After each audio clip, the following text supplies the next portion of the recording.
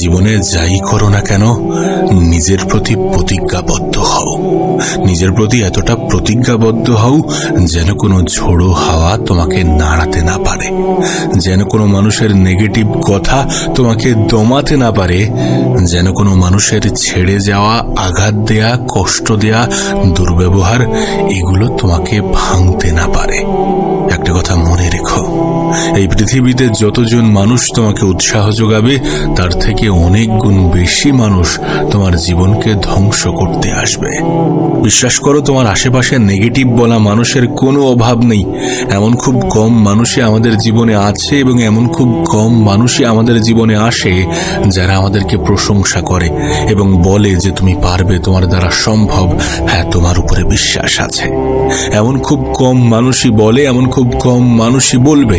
শুরুতে কেউ সঙ্গ দেবে না, কিন্তু সময়ের সাথে সাথে যদি তুমি নিজের উপরে কাজ করো, যদি তুমি অন্যের উপর থেকে নির্ভরশীলতা ছেড়ে দিয়ে নিজের উপরে 100% বিশ্বাস রাখো এবং উপরওয়ালার উপরে বিশ্বাস রাখো, নিজের কর্মের উপরে বিশ্বাস রাখো আর নিজেকে বলো যে আমি হার মানব না। জীবন যতই কঠিন হোক না কেন, মানুষ যতই দুর্ব্যবহার করুক না কেন, পিছনে যতই বলুক না কেন যে তুমি পারবে না, তোমার দ্বারা সম্ভব নয়, তারপরেও আমি হার মানব না। দেখো, এমনটা নয় যে ক্লান্তি আসবে না, এমনটা নয় যে সবসময় কাজ করতে ইচ্ছা হবে, সবসময় তুমি নিজেকে মোটিভেটেড ফিল করবে। কিন্তু যখনই ক্লান্তি আসবে, যখনই মনে হবে যে আর পাচ্ছি না, তখনই নিজেকে মনে করিয়ে দাও যে আমি তো ভিড়ের অংশ হতে আসিনি, আমি তো তাদের মতো নই যারা মাঝ পথে হাল ছেড়ে দেয়। একটা কথা মাথায় রেখো, প্রতিটি সকাল কিন্তু তোমার জন্য নতুন সুযোগ এনে দেয় এবং প্রতিটি সকাল তোমার জন্য নতুন যুদ্ধক্ষেত্র। আমি তো বলবো দিনের শুরুটা সুন্দর করো, কারণ সকালটা সুন্দর হলে সারা দিন তুমি নিজেকে সাজাতে পারবে। একটু সকালে ঘুম থেকে ওঠো, প্রয়োজনে একটা লিস্ট তৈরি করে ফেলো, দরকার হয় আগের দিন রাতেই একটা লিস্ট তৈরি করে ফেলো, দেন সেটা অনুযায়ী সকালে উঠেই কাজ শুরু করে দাও। এমনটা নয় যে কাল থেকে শুরু করব, এমনটা ভাবার কোনো প্রয়োজন নেই যে হাতে তো সময় আছে, সময় চোখের পলকে চলে যাবে। আর যারা কালের দোহাই দেয় তারা জীবনে কিছুই করতে পারে না। যদি তুমি জেদি হয়ে থাকো তাহলে সেই জেদ আজ থেকেই দেখাও, এখন থেকেই দেখাও, নিজের উপরে বিশ্বাস দেখাও। মানুষ বিশ্বাস করবে না, মানুষ তোমার উপরে তখনই বিশ্বাস করবে, তখনই বিশ্বাস দেখাবে যখন তুমি কিছু করে দেখাবে। শুরুতে সাপোর্ট করার মতো মানুষ তুমি পাবে না।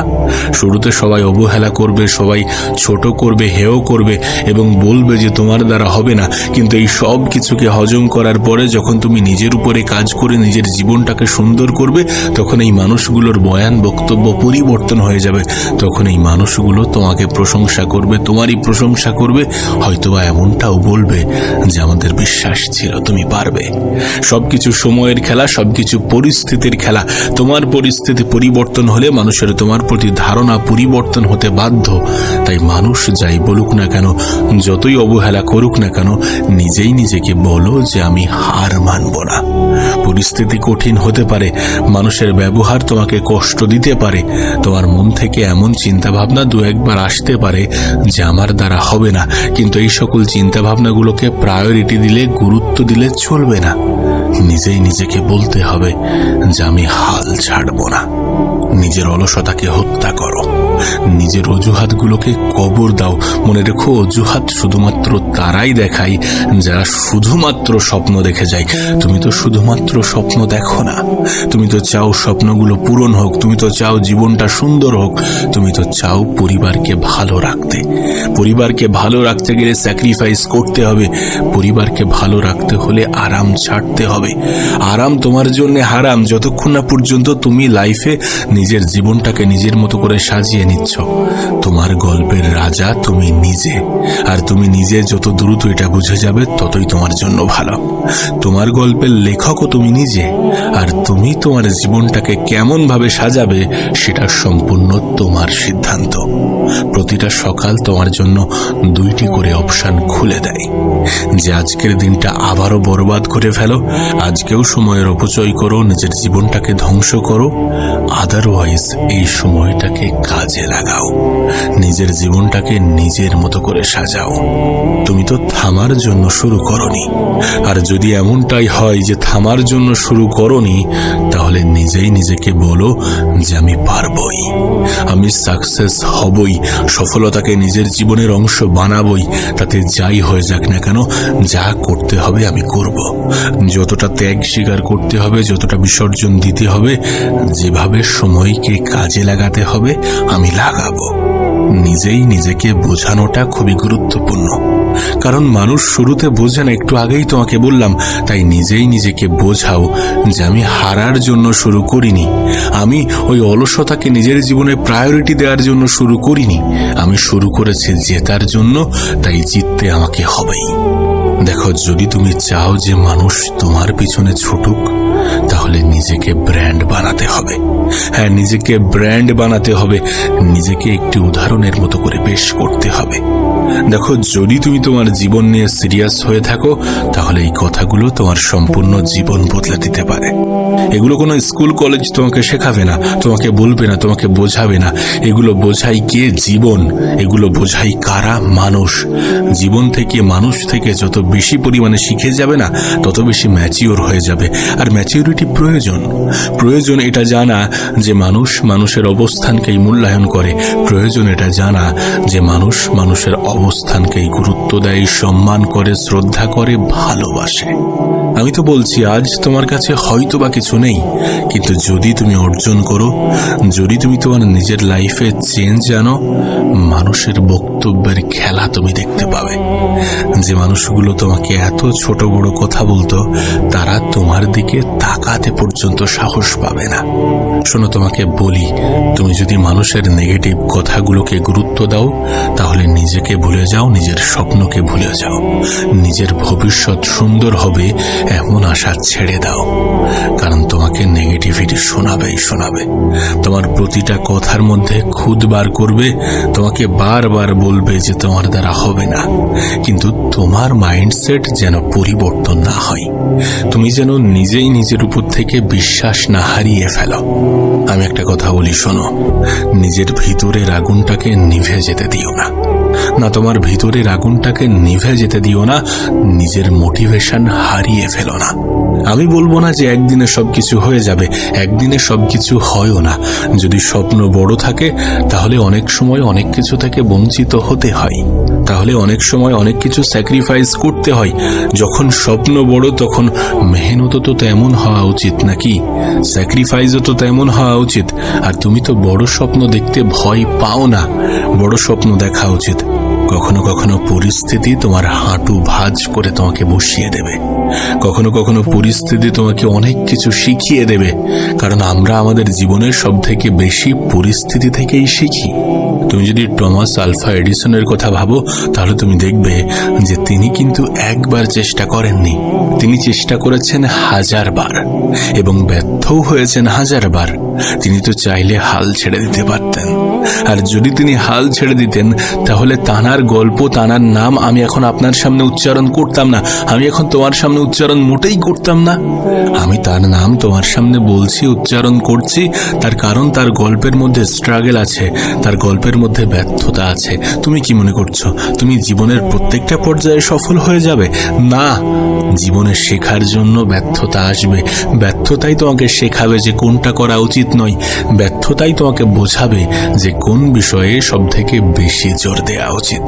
ব্যর্থতা থেকে আমাদেরকে শিখতে হবে। নিজের জীবনকে সুন্দর করতে গেলে, নিজের জীবনটাকে নিজেদের মতো করে সাজাতে গেলে মানুষের কাছ থেকে ঠকতে হবে, ব্যর্থতা থেকে শিখতে হবে, পরিস্থিতি থেকে শিখতে হবে। তারপর নিজেই নিজেকে বলতে হবে যে আমি এত কিছুর তোয়াক্কা করলে জীবনে কিছুই করতে পারবো না। ব্যর্থতা যতই আসুক না কেন, আমি হার মানব না, কারণ হারার জন্য তোমাকে এই পৃথিবীতে পাঠানো হয়নি। তুমি যদি আব্রাহাম লিঙ্কনের কথা ভাবো, তাহলে দেখবে দারিদ্রতা, মায়ের মৃত্যু, ব্যবসায়ী অবনতি, একের পর এক ব্যর্থতা, একের পর এক ইলেকশনে পরাজয়, কিন্তু তারপরেও তিনি কিন্তু হার মানেননি। তানার জীবনে এতগুলো বিপদ এসেছে, এতগুলো ব্যর্থতা এসেছে, ওই মানুষটার জায়গায় অন্য কেউ থাকলে হয়তো বা আত্মহত্যা করে নিত। আজকের জেনারেশনের কেউ থাকলে অনেকে হয়তো বা আত্মহত্যা করে নিত, কিন্তু তিনি কিন্তু হার মানেননি। এবং এই মানুষটির বারবার ব্যর্থতার পরেও একবারের পরাজয় তানার জীবনটাকে সম্পূর্ণ বদলে দিয়েছে। এই মানুষটার গল্প আজ আমি অ্যাজ এ মোটিভেশনাল স্টোরি তোমার সামনে প্রেজেন্ট করছি। তার কারণ কি? তার কারণ তানার জীবনে স্ট্রাগল ছিল। সেই মানুষটার জীবন স্ট্রাগলে ভরা। তোমার জীবন যদি আজ কঠিন হয়ে থাকে এবং তুমি যদি এই কঠিন জীবনের সাথে লড়াই করো, ব্যর্থতাকে স্বীকার করে ব্যর্থতা থেকে শিখে নিজের জীবনকে সুন্দর করো, তাহলে কেন তোমার গল্পটা অন্য মানুষের গল্পের থেকে আলাদা হবে না? কেন তোমার গল্প মানুষ অন্য মানুষকে শোনাবে না? শোনাবে, অবশ্যই শোনাবে। কোনো সাধারণ মধ্যবিত্ত বা নিম্নবিত্ত পরিবার থেকে উঠে আসা মানুষের গল্প যখন খুব স্ট্রাগলে ভরা হয়, তখন সে গল্প এক অন্যরকম রূপ পায়। আর যদি তুমি চাও যে তোমার গল্পটা একটা অন্যরকম রূপ পাক, যদি তুমি চাও যে তোমার গল্প শোনানো হোক, যদি তুমি চাও যে তোমার জীবনের গল্পের থ্রু দিয়ে অন্য মানুষের জীবনগুলো পরিবর্তন হোক, তাহলে পরিবর্তন করো নিজেকে। তাহলে সময়কে কাজে লাগাও, তাহলে নিজের উপরে বিশ্বাস দেখাও এবং নিজেই নিজেকে বলো যে আমি হার মানব না। তোমার কাছে আমি একটা অনুরোধ করব, ভাগ্যের দোহাই দিয়ে যেন কোনো কোণে লুকিয়ে যেও না। আবারও বলছি, শোনো, আমি প্রত্যেকবারই একটা কথাই বলি যে ভাগ্যে কি আছে আমরা জানি না, সুতরাং ভাগ্যের উপরে ছেড়ে দিয়ে হাত গুটিয়ে বসে থাকা আমাদের সাজে না। ভাগ্যে হয়তো বা এটাই আছে যে চেষ্টা করলে পাবে, মেহনত করলে পাবে, পরিশ্রম করলে হবে। আর যদি এটাই লেখা থাকে তাহলে চেষ্টাই করে দেখো না, পরিশ্রমই করে দেখো না। সময় তো তোমার হাতে ওই 24 ঘন্টাই দেয়া হয়েছে, যেটা একজন সফল মানুষকে দেয়া হয়, যেটাই পৃথিবীর সব থেকে ধনী মানুষকে দেয়া হয়, যেটাই পৃথিবীর সব থেকে শক্তিশালী মানুষকে দেয়া হয়। তাহলে উপরওয়ালা তো তোমার সাথে নাইনসাফি করেননি। তুমি তোমার সময়কে হেলায় হারিয়ে নিজেই নিজের উপরে নাইনসাফি করছো। এটার জন্য দায়ী কে? তুমি নিজে নও। দেখো, জেদ যদি রক্তের মধ্যে মিশে থাকে তাহলে ভাগ্যকেও পরিবর্তন করা যেতে পারে। ভাগ্য পরিবর্তন হয় উপরওয়ালা যখন দেখেন যে মানুষটা প্রচুর পরিশ্রম করছে, মানুষটা লড়াই করছে, মানুষটা স্যাক্রিফাইস করছে, মানুষটা অনেক বেশি চেষ্টা করছে, তখন উপরওয়ালা ভাগ্য পরিবর্তন করে দেন। তোমার হাতে তো চেষ্টাই আছে, তোমার হাতে তো লড়াই আছে, তোমার হাতে তো মেহনতি আছে। তুমি চেষ্টা করে দেখো না, নিজের উপরে বিশ্বাস রেখে দেখো না। অন্যরা তো রাখছে না, রাখবে। কখন রাখবে? যখন তুমি নিজেই নিজেকে পরিবর্তন করবে। তুমি যদি স্টিভ জবসকে দেখো তাহলে দেখবে যে তাকে তার নিজের তৈরি কোম্পানি থেকেই বার করে দেয়া হয়েছিল। একবার ভেবে দেখো এটা কতটা কষ্টদায়ক যে তার নিজের কোম্পানি থেকেই তাকে বার করে দিয়েছিল। একটা মানুষের ক্ষেত্রে এতটা সহ্য করা কি সম্ভব? কিন্তু তারপরেও তিনি সহ্য করেছেন, তিনি হজম করেছেন, তিনি নিজের উপর থেকে বিশ্বাস হারাননি। তিনি বিকল্প কিছু পথ বেছে নিয়েছেন, সেটার উপরে কাজ করেছেন, দেন তারপরে নিজেকে প্রমাণ করে দেখিয়েছেন। এরপর বাধ্য হয়ে তাকে তার কোম্পানিতে আবার ফিরিয়ে আনা হয়েছে। না তিনি দমে গিয়েছিলেন, না তিনি থেমে গিয়েছিলেন। নেক্সট এবং পিক্সারের মতো নতুন কোম্পানি আবিষ্কার করে তিনি আবার প্রমাণ করেছিলেন যে ব্র্যান্ড কোনো কোম্পানির নামে থাকে না, ব্র্যান্ড থাকে মানুষের নামে। ব্র্যান্ড হয় মানুষের নামে। মানুষ যতক্ষণ আছে ব্র্যান্ড ততক্ষণ আছে। আমি যতক্ষণ আছি আমার তৈরি ব্র্যান্ড ততক্ষণ আছে। তাই বলছি, নিজেকে ব্র্যান্ড বানাও, যাতে তোমাকে কেউ চাইলেও অবহেলা করতে না পারে, যাতে তোমাকে কেউ চাইলেও ইগনোর করতে না পারে। দেখো, তোমার মেধা এবং ইচ্ছা শক্তি যদি থাকে তাতেই যথেষ্ট। আমার কেন জানি না ব্যক্তিগতভাবে মনে হয় যে এই পৃথিবীতে ট্যালেন্ট বলে কিছু হয় না। যে যত নিজের কাজকে ভালোবেসে করে এবং সময় দিয়ে করে, সে তত নিজের কাজের প্রতি দক্ষ হয়, আর সেই দক্ষতাকেই আমরা নাম দিই যে ট্যালেন্ট। আজ আমার কথাগুলো শুনে হয়তো অনেকে বলতে পারে, অনেকে বলে আমার ফ্রেন্ড সার্কেলে যে তুই খুব ট্যালেন্টেড, কিন্তু বিষয়টা মোটেই এমন নয়। আমি কতবার যে ব্যর্থ হয়েছি, কতদিন ধরে যে ট্রাই করে যাচ্ছি, সেটা যদি সবাই শোনে তাহলে তারাও এটা বলবে, আরে আমিও তো পারবো। আর এটাই সত্য যে তুমি পারবে যদি তুমি চেষ্টা চালাও, যদি তুমি এক্সপেকটেশন কম রাখো এবং মেহনত বেশি করো। আজকের দিনে আমরা কি করছি? অতিরিক্ত পরিমাণে আশা রাখছি। অতিরিক্ত পরিমাণে আশা রাখার কারণে মেহনত করতেই ভুলে যাচ্ছি। আমরা আমাদের জীবনে পরিকল্পনা তো ঠিকই করছি, কিন্তু সেই পরিকল্পনার উপরে সঠিক পদক্ষেপ তো নিতে হবে, সেটা আমরা নিচ্ছি না। তোমার কাছে অনুরোধ করব, নিজেকে এমন উচ্চতায় নিয়ে যাও যাতে যারা আজ তোমাকে অবহেলা করছে তারা যেন তোমার সাথে কথা বলার জন্য 5 মিনিটের অ্যাপয়েন্টমেন্ট নেয়ার জন্য অপেক্ষা করে। দেখো, ব্যক্তিগতভাবে যারা আমাকে ইগনোর করে, আমি তাদের ওই ইগনোরেন্স গুলোকে অ্যাজ এ ফিউল হিসাবে ব্যবহার করি। আমাকে অপমান, রিজেকশন এগুলো প্রচুর পরিমাণে মোটিভেট করে, প্রচুর পরিমাণে নিজের মধ্যে একটা জেদ ধরে রাখতে সাহায্য করে। দেখো, পরিশ্রমের কোনো বিকল্প নেই। প্রতিভা হয়তোবা তোমাকে লাইনে দাঁড় করাতে পারে, কিন্তু ওই লাইনটাকে একদম শেষ করার জন্য, শেষ রেখায় পৌঁছানোর জন্য যে জিনিসটার প্রয়োজন সেটা হচ্ছে পরিশ্রম, সেটা হচ্ছে কনসিস্টেন্সি। ওই যে বললাম, একদিনে হবে না, সময় লাগবে। বড় স্বপ্ন থাকলে বেশি সময় লাগবে। আর আমি তো বলছি, বড় স্বপ্ন দেখো, ছোট স্বপ্ন সহজে পূরণ হওয়ার থেকে বড় স্বপ্ন হাফ পূরণ হওয়া অনেক ভালো। আজ যদি তুমি খেয়াল করো তাহলে দেখবে পৃথিবীর ম্যাক্সিমাম সফল ব্যক্তি, হ্যাঁ ম্যাক্সিমাম সফল ব্যক্তি হয় কোনো মিডল ক্লাস, না হলে কোনো লোয়ার মিডল ক্লাস ফ্যামিলি থেকে উঠে এসেছে। তাদের মধ্যে যে জিনিসটা ছিল সেটা হচ্ছে মাইন্ডসেট, তাদের মধ্যে যে জিনিসটা ছিল সেটা হচ্ছে আত্মবিশ্বাস, তাদের মধ্যে যে জিনিসটা ছিল সেটা হচ্ছে জেদ, ইচ্ছা শক্তি, তাদের মধ্যে যে জিনিসটা ছিল সেটা হচ্ছে লড়াই করার মানসিকতা। আজ এই পৃথিবীতে রাজা হওয়ার জন্য রাজার ছেলে হওয়াটা জরুরি নয়। আর যদি তুমি রাজা হও, তোমার বাপ রাজা ওই কারণে, তাহলে তোমাকে ট্রোলের শিকার হতে হবে। আমি তো বলবো এটা তোমার কাছে একটা সুযোগ, একটা অপরচুনিটি যে তুমি কোনো মিডল ক্লাস বা তুমি কোনো লোয়ার মিডল ক্লাস ফ্যামিলিতে জন্মগ্রহণ করেছো। ভীষণ হাইফাই ফ্যামিলিতে তোমার জন্ম হয়নি। তার কারণ এটার জন্য তুমি এই পৃথিবীর সব থেকে সফল ব্যক্তিদের সাথে নিজেকে রিলেট করতে পারবে। হ্যাঁ, হতে পারে যাদের কাছে সুযোগ আছে, যাদের কাছে বেশি অপরচুনিটি আছে, যারা একটু ধনী পরিবারে জন্মগ্রহণ করেছে, তাদের থেকে তুমি তোমার রেস একটু পিছন থেকে শুরু করছো। কিন্তু তার মানে মোটেই এমনটা নয় যে তুমি তোমার জীবন যুদ্ধে জিততে পারবে না। তোমাকে জাস্ট একটু বেশি পরিশ্রম করতে হবে, একটু বেশি এফোর্ট দিতে হবে এবং একটু বেশি কনসিস্টেন্সি বজায় রাখতে হবে। বাদবাকি সব হবে, সময়ের সাথে সব হতে বাধ্য।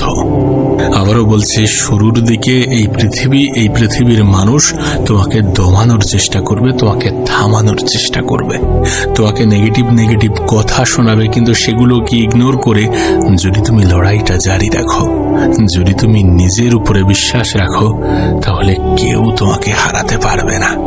আর এমনটা নয় যে তুমি তোমার জীবনে জয়লাভ করলে সবাই তোমাকে প্রশংসাই করবে।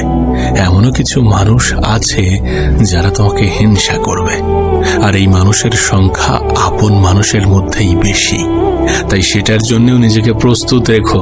তবে একটা কথা বলতে পারি যে আপন মানুষগুলোর অবহেলা, অপমান, অপব্যবহারের চেয়ে আপন মানুষের হিংসা অনেক ভালো। এতে করে নিজের প্রতি একটা প্রাউড ফিলিংস আসে। তাই বলছি, হার মানা সহজ, কিন্তু হার মানা যাবে না। তার কারণ সহজ পথ ম্যাক্সিমাম ক্ষেত্রে সুন্দর হয় না। সুতরাং জয়ী না হওয়া পর্যন্ত হাল ছেড়ো না।